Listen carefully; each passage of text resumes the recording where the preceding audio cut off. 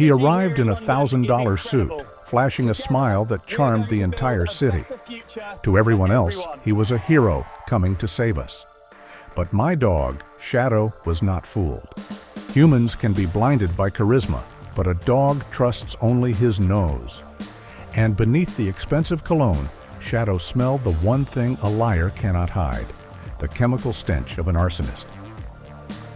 This is the story of how we took down a monster without firing a single shot. The hot, dry gusts of the Santa Ana winds swept through the streets of Westminster, California. It was October 2025, and the air carried the static charge of impending danger. To the locals, these were just seasonal winds, but to Elias, they whispered of fire. Elias sat on the wooden steps of his small front porch, a ceramic mug of black coffee cooling in his hand.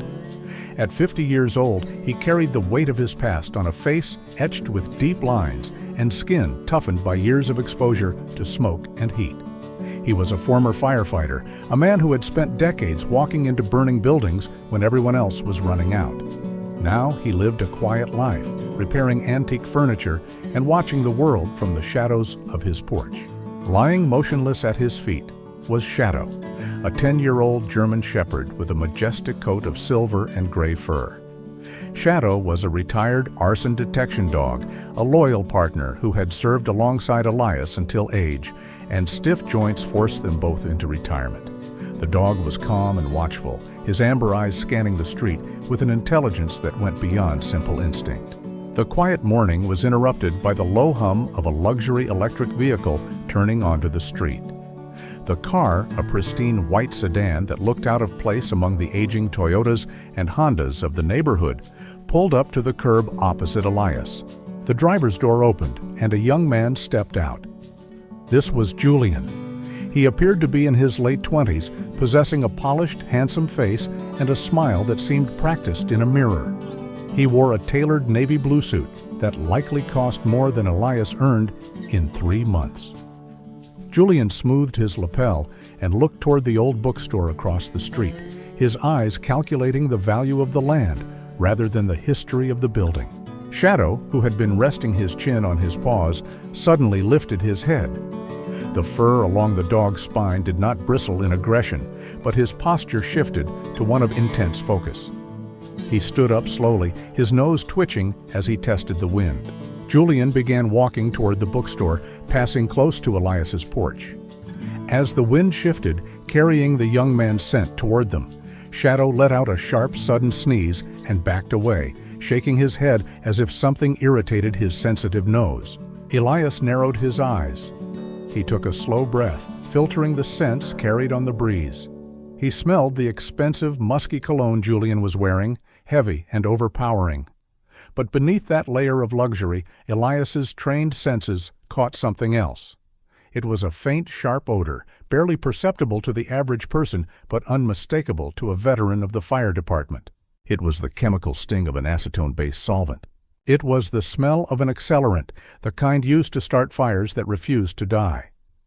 Elias tightened his grip on his coffee mug as he watched Julian offer a charming wave to a neighbor. The man looked like a savior coming to rebuild the community, but he smelled like ashes. Over the next few days, the acrid scent of smoke became a permanent ghost haunting the streets of Westminster. It began with incidents that seemed small and disconnected. A large dumpster behind the Asian grocery store erupted into flames on a Tuesday evening. By Thursday, an abandoned storage shed near the community park had burned to the ground in less than 20 minutes. While the physical damage was contained, the psychological impact was spreading like a virus. Fear took root in the dry heat of the Santa Ana winds. Julian wasted no time in turning the panic into a platform. He appeared on local television news segments and hosted live streams on social media, standing solemnly in front of the charred remains of the shed. He spoke with a practiced cadence about the dangers of outdated infrastructure and the urgent need for revitalization. He called the fires a symptom of neglect, painting a picture of a neighborhood on the brink of collapse. To the frightened residents, he sounded like a protector. To Elias, he sounded like a salesman closing a deal. Elias visited Lon at her bookstore, The Quiet Page, hoping to offer some reassurance. Lon was 45 years old, a woman of gentle beauty with long, dark hair that she typically wore in an elegant bun secured by a wooden pin. She wore a soft linen tunic, and her kind eyes, usually filled with the warmth of the stories she sold, were now clouded with anxiety. She sat behind the counter, watching Julian speak on a tablet screen. When Elias suggested that the fires felt too convenient and that Julian might be exploiting the situation, Lon shook her head, her expression hardening in a way Elias had rarely seen. She told Elias that he was letting his skepticism blind him. She argued that the neighborhood was indeed falling apart and that perhaps a modern vision was exactly what they needed to survive. She looked at Elias with a mixture of pity and frustration, suggesting that he was too in love with the past to see the dangers of the present. Elias felt a cold distance opening between them, a chasm widened by Julian's silver tongue. That night, unable to sleep, Elias took Shadow for a walk under the amber glow of the streetlights. The German shepherd moved with a focused intensity, his ears swiveling to catch the sounds of the night. Their path took them past the sleek, rented property where Julian was staying. As they approached the curb, Shadow stopped abruptly near the large plastic waste bins awaiting morning collection.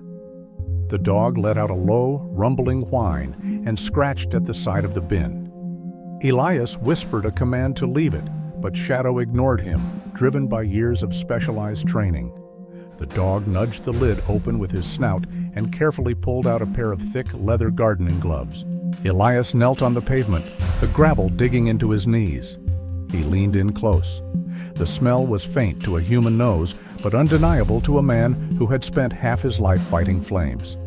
It was the sharp, chemical sting of a liquid accelerant clinging to the fabric of the gloves.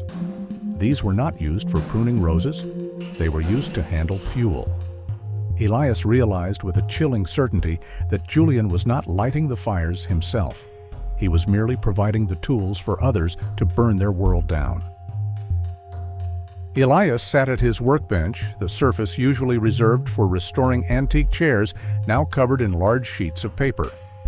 Through a favor called in with an old friend at the municipal planning office, he had obtained a copy of the zoning proposal Julian was aggressively lobbying for. It was a massive development project titled the Phoenix Plaza, a gleaming complex of high-rise apartments and commercial spaces intended to replace the aging heart of the district.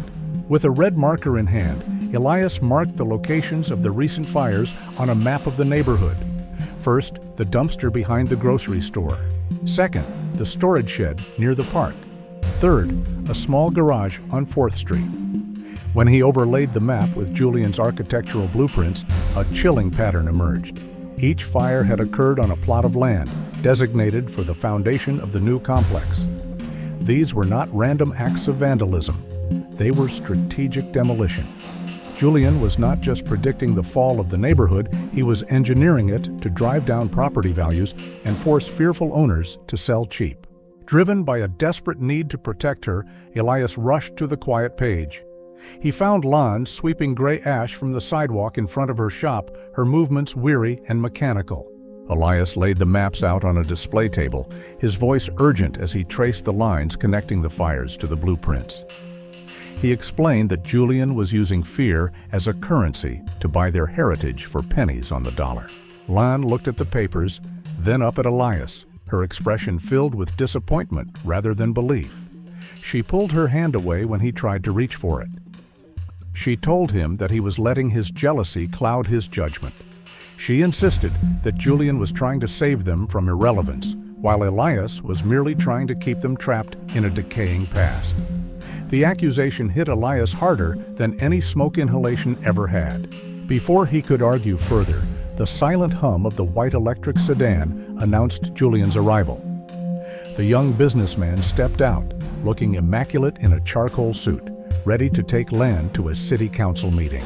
Shadow, who had followed Elias to the shop, did not approach Julian. Instead, the gray muzzled dog began to circle the vehicle.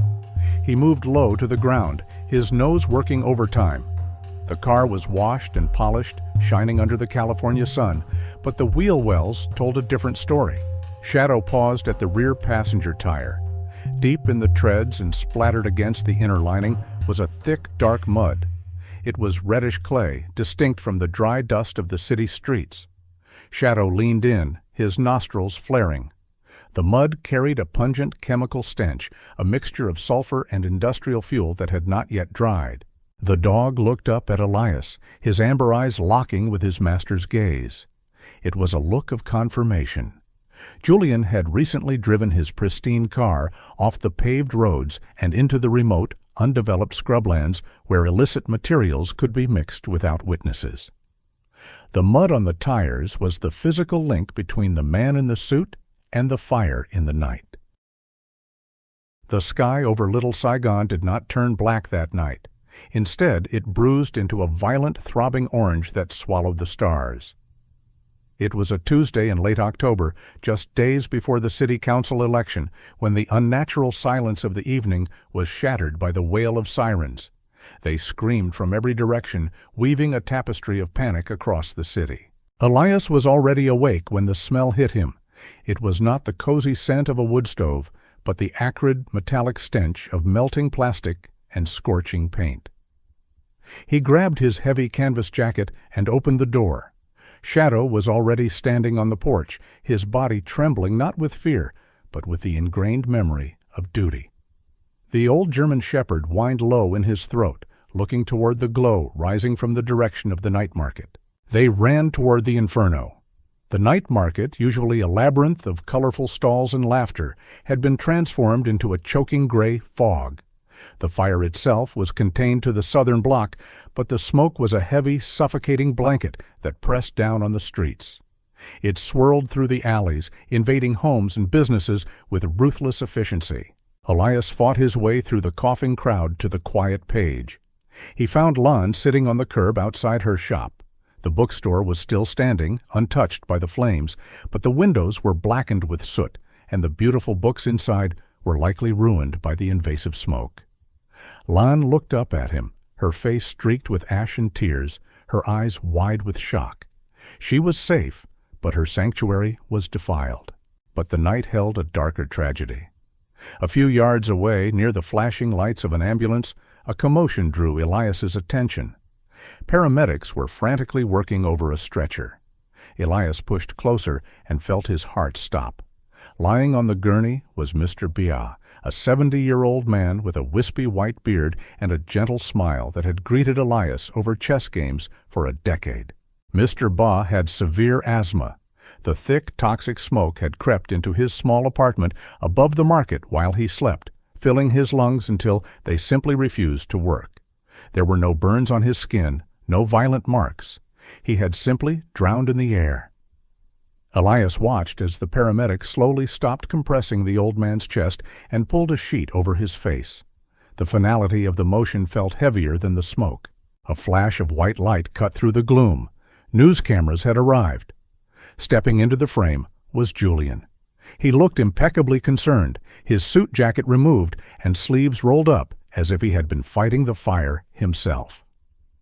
He spoke to the reporters, his voice breaking with practiced emotion as he blamed the tragedy on the outdated, unsafe conditions of the district. From the shadows, Elias watched.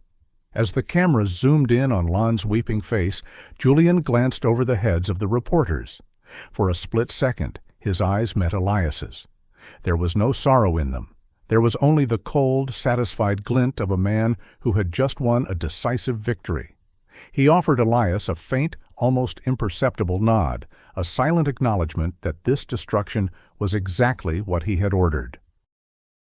The funeral for Mr. Ba was a quiet affair, held under the gray sky of a November morning. The community mourned with heads bowed, but the man responsible for the smoke that stole Mr. Ba's breath was nowhere to be seen. Julian was insulated by a fortress of high-priced lawyers and a perfect alibi. On the night of the fire, while the market burned, Julian had been photographed smiling at a charity gala surrounded by the city's political elite. Elias knew then that the law was a shield for men like Julian, not a sword for the people of Westminster. If justice was going to be served, It would not come from a judge. It would have to be engineered. For 2 nights, Elias lived in the cab of his truck, parked down the street from the modern glass house Julian was renting. Shadow sat in the passenger seat, a silent sentinel, his head resting on his paws, but his eyes never closing. Finally, the break came. Late on a Thursday, Julian drove his white sedan out of the neighborhood, heading toward the industrial outskirts of Garden Grove. Elias followed at a safe distance, killing his headlights as they turned onto a gravel road leading to a desolate construction yard. Through the lens of a long-range camera, Elias watched Julian step out into the dust. He was meeting someone. The man waiting for Julian was a towering figure with a shaved head and thick arms covered in dark tattoos that disappeared under a stained denim vest. This was the contractor, the leader of the group Julian had hired to set the fires. Even from 50 yards away, the tension was palpable. Julian was gesturing wildly, his usual composure cracking under the strain of the fatality he had caused. The contractor looked unimpressed, crossing his heavy arms and spitting on the ground. It was clearly a dispute over money, or perhaps the heat the police were bringing down on them. The camera shutter clicked softly, capturing frame after frame of the argument. Elias caught the anger on Julian's face and the undeniable association he had tried so hard to hide. Back at his workbench, Elias went to war. He did not reach for a weapon, but for paper. Using his knowledge of bureaucratic language from his years in service, he crafted a document. It was a fabrication, a counterfeit dossier bearing the letterhead of the Federal Bureau of Investigation. The file detailed a plea bargain. It outlined a narrative where Julian, listed as a cooperating witness, was trading the identities of his hired arsonists in exchange for full immunity and an expedited visa to Europe. The lie was simple but devastating. Julian was selling them out to save himself. Elias placed the fake dossier into a thick manila envelope, along with the high-resolution photographs he had taken of the argument in the construction yard. The photos proved Julian knew who they were. The dossier suggested he was handing that knowledge to the authorities. He drove to a mailbox 3 towns over. As he slid the heavy envelope into the metal slot, addressed only to the contractor, he looked down at Shadow. The old dog offered a soft, low rumble in his throat, sensing the shift in his master's mood. Elias patted the silver-gray head. He had not lit a match, nor had he fired a shot. He had simply opened the cage and told the wolves that their master was holding the key. The headline on the local news website was brief and devoid of sensation. It reported that Julian, the promising young developer behind the Phoenix Plaza, had died in a single-vehicle collision on a winding canyon road deep in the Santa Ana Mountains. The police report concluded that his white sedan had taken a sharp curve at excessive speed, breaking through the guardrail and plummeting into the ravine below. There were no witnesses, and the authorities ruled it a tragic accident caused by dangerous driving conditions. Elias read the article on his phone while sitting in his workshop. He knew the truth was far colder than a simple loss of control. The contractor and his crew, believing they were about to be betrayed to the federal government, had ensured their silence in the only way they knew how. Julian had been consumed by the very fire he tried to ignite. In the days following the crash, the grand vision of the Phoenix Plaza crumbled into dust.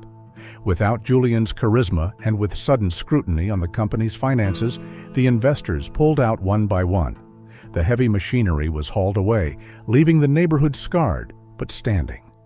The threat of eviction that had hung over the district like a storm cloud finally broke, dispersing into the cool November air.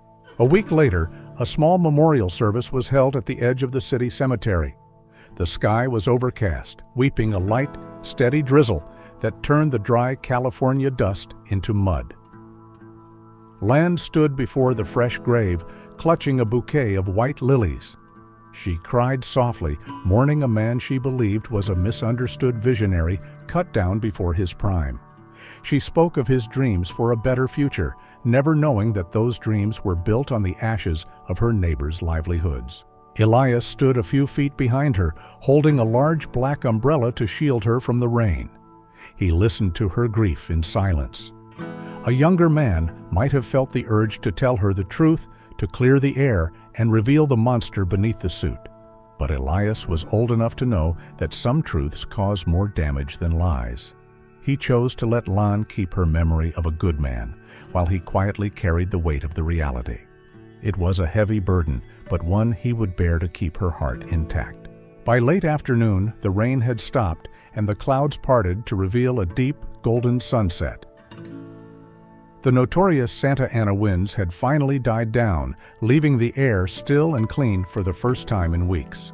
Elias sat on his front porch, watching the light fade from the sky.